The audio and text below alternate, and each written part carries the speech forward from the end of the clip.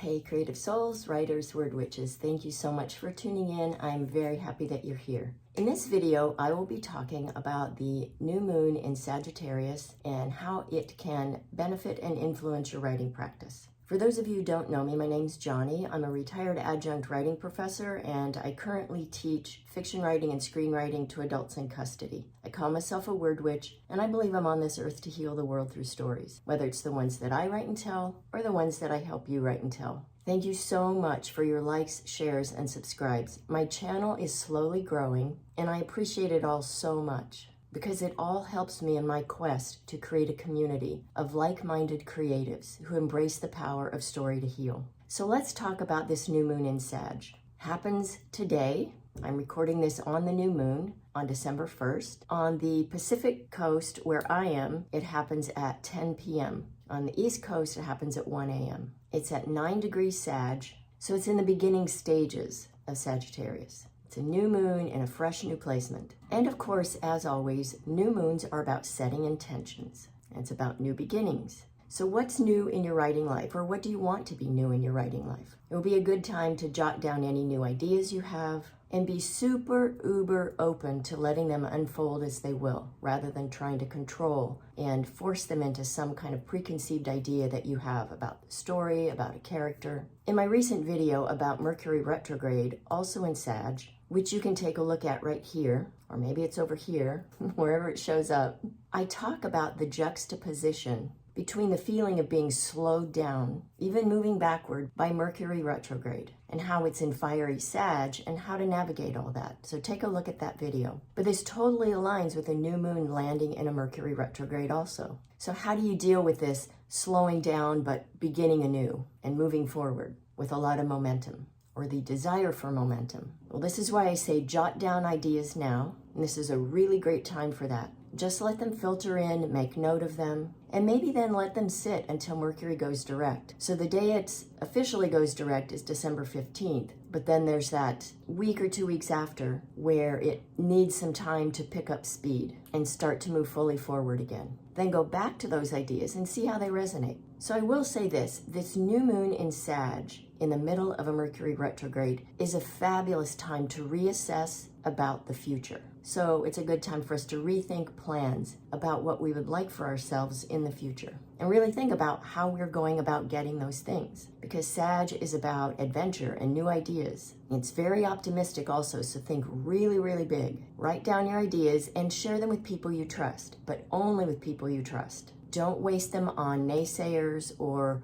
on other people who have their own very small vision for their own lives. Just let them do that. Keep your big ideas to yourself and to the people you can really trust with them. Because if they're not doing that, then they're going to dampen your dreams, and we don't want that ever, right? So think about what you want to accomplish in your writing life within the next 6 months. And I say within the next 6 months because there's going to be this magical new moon in Cancer in June. It's on June 26th, actually. So this current new moon in Sag is about paving the way toward that new moon. And I'm personally excited about the June new moon because it's on my birthday, and I have a vision about where I want to be geographically at that time, whether I'm living there or just visiting in preparation of moving there, and how I will use that energy in that location. As the time gets closer and I have more things in place, I'll share more about that. But I'll just say for now that it's all tied to how I want my writing life to look. So I hope you'll think of that too for yourself. What would you like to see be different in your life, in your writing life, between now and June 26th?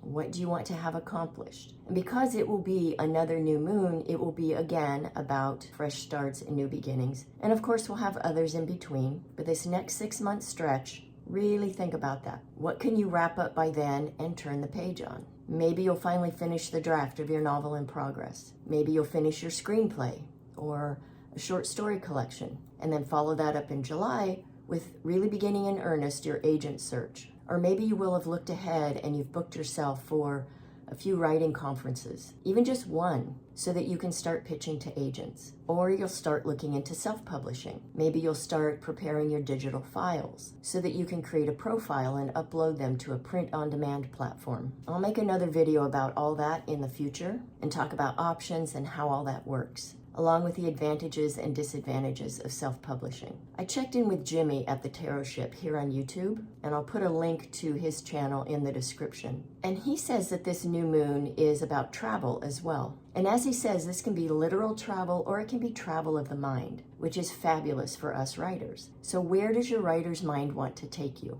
Let it roam and wander, especially during this Mercury retrograde. Let it surprise you. Definitely go back and reassess and reconsider your writing life, your writing practice, projects that you're working on, and just really be open. It's only until mid-December, so it's not that long. Really just reconsider and see what happens. You might find some really pleasant surprises. Really embrace that optimistic Jupiter-ruled energy, because Jupiter rules Sagittarius, and just let it lead the way.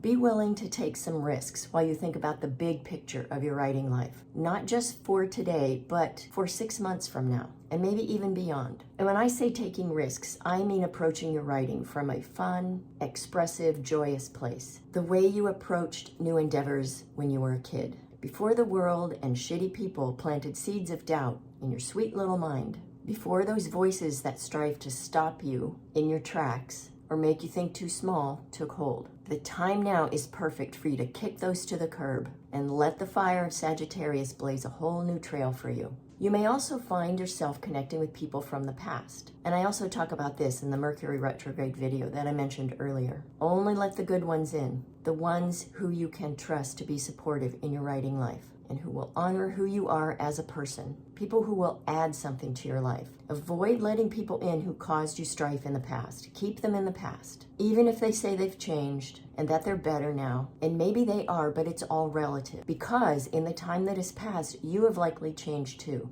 You are different. You are better in some ways now. Is it possible that they could have improved themselves enough to meet you where you are at this moment, not back when you knew them? So is the change they claim enough for you now? Can you take the risk of letting negative or toxic or sluggish doomsday energy into your life? I don't think so. I can't, and I won't be. And I hope the same is true for you. In the Mercury retrograde video that I mentioned, on that very day, on the first day of Mercury retrograde, someone from my past contacted me, although I was happy to hear from her because it had been a long time. I enjoy her company, and our reason for disconnecting wasn't anything in particular. It was just life and time. And I think a lot of it was sorting out how the pandemic and everything that happened within that time and just the state of the world these days. I think we're all sorting out how to just be and figure out who we are. So it was a pleasure to hear from her, and we're going to get together. She's a writer and an editor, so she's definitely a person I want in my writing life. So I welcomed that person from the past back with open arms. So who from the past has shown up in your life recently?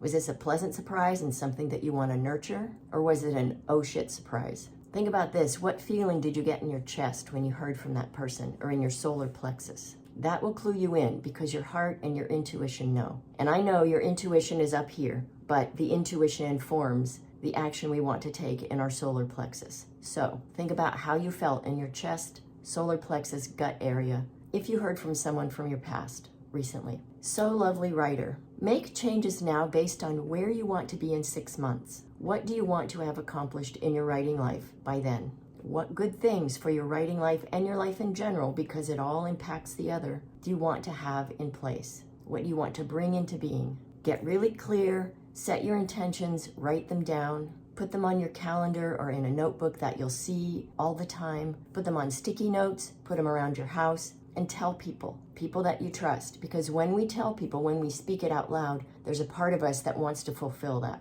and not let ourselves down. Then determine the path that you'll need to take to make those happen. You can do it. I know you can. I have absolute faith in you. And please let me know in the comments. I really want to hear from you all. Let me know in the comments, what do you want to accomplish by June, by the new moon, the end of June? I'd truly love to know. The more we share our writing goals and intentions, the greater our chances of making them happen. As always, I send you mad writing mojo. Happy writing.